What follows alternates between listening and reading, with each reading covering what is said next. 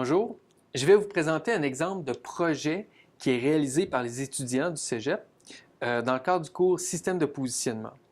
On va utiliser le robot ici pour faire un parcours relativement simple, soit avancer 2 mètres, tourner de 180 degrés, par la suite revenir à la position initiale. Voici le robot. On retrouve ici un circuit imprimé. On voit qu'il y a plusieurs autres circuits et modules sur le robot.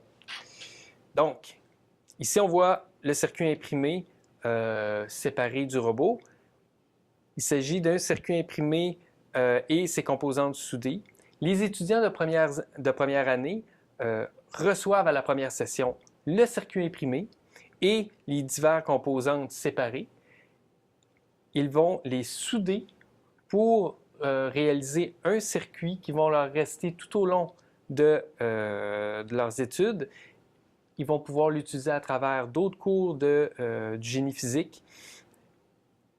On retrouve ici un gyroscope. Le gyroscope sert à mesurer la vitesse angulaire du robot. Le microcontrôleur récupère cette vitesse angulaire-là à travers un protocole de communication sérielle. On retrouve ici 2 moteurs continus pour propulser le robot. Chaque moteur inclut un capteur FAR pour mesurer la vitesse et la position angulaire des roues. On retrouve ici 2 circuits d'interface, dits ponts en H, qui permettent d'interfacer le microcontrôleur au moteur. On retrouve en même temps les batteries ainsi que l'alimentation du robot.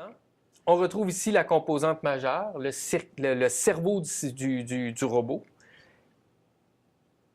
C'est le microcontrôleur qui a plusieurs tâches à réaliser. Comme première tâche, il doit fournir la puissance, ou plutôt la commande de puissance à envoyer au moteur à travers un signal dit modulation de largeur d'impulsion.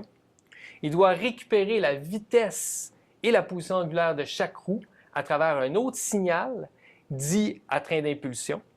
Et finalement, il doit récupérer aussi la vitesse angulaire du robot comme tel à travers le gyroscope pour réaliser l'asservissement total de la position du robot, afin évidemment d'effectuer le parcours choisi.